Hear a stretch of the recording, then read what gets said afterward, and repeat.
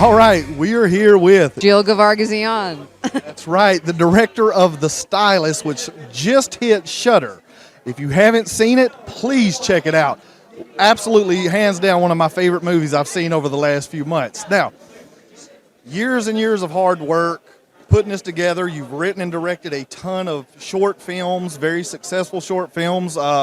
Worked with folks like Tristan Sisk and Lawrence Harvey. With The Stylist and the years of work that you put into it, how does it feel seeing it finally hit Shudder? I know it had a pretty successful physical media release with Arrow, but now that it's on Shudder and it's reaching a whole new audience, how does that feel? It's honestly totally surreal. Every step of this process, like you said, it's been such a long journey. It was first a short film that we put out in 2016 that Shudder actually picked up for a couple years.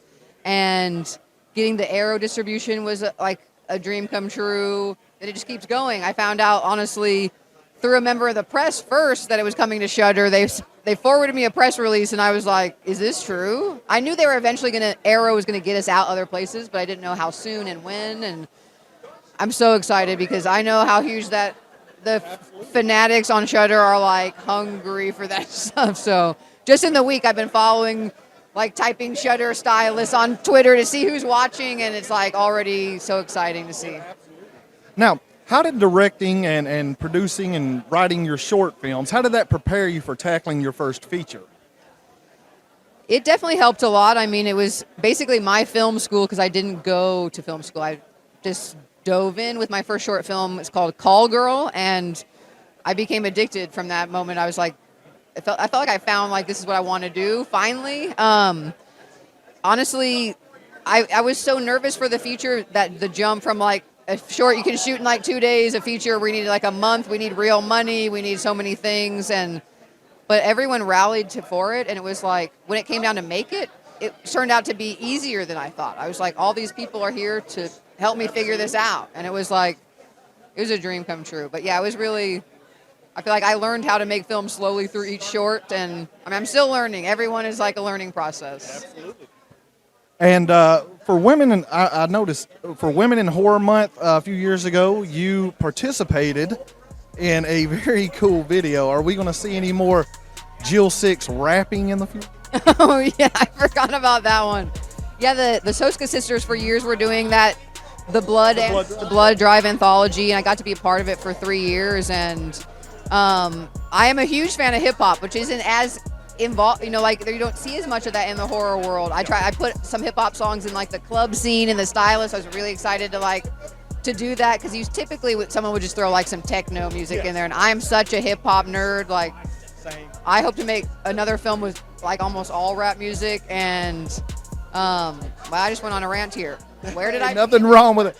Well, when's the album dropping? Really, when's the album? My album. I don't know if I'm really much of a rapper, but one of my big aspirations is I'd love to direct, like, big time rap videos, like girls everywhere, cars. Like, I'm all about that. Let's do it. So you recently completed work as a producer on the upcoming Black Mold.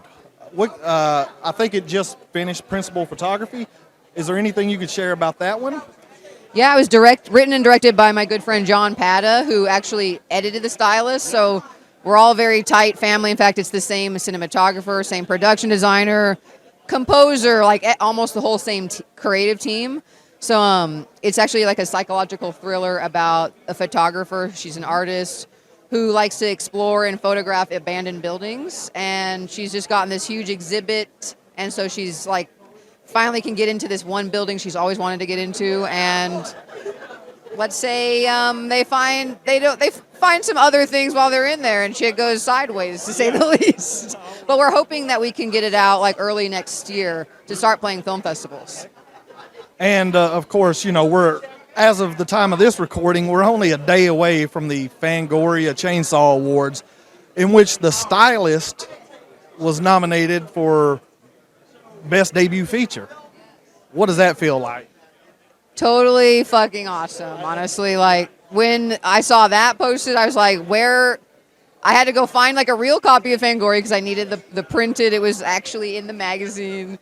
And I was probably campaigning more than anyone, like a total nerd, like vote for my movie every single day. Absolutely. And yeah, they air on Shudder tomorrow. I'm so excited. Yep. And I hope it'll kind of gear people to like, oh, the movie's also on Shudder. Go watch it. Absolutely. So what's next? I mean, anything in the pipeline? Question. I'm working on a few things. I'm working on a project with one of my co-writers on The Stylist. His name's Eric Stolz. It's another indie horror script that we hope to kind of get moving soon. And I'm writing something that's kind of out of the horror world, but will involve lots of rap music. And it will still be very edgy and awesome. But yeah, I don't want to say much about that one yet. Well, thank you very much. It is an absolute honor to meet you. And be sure to check out The Stylist on Shudder now.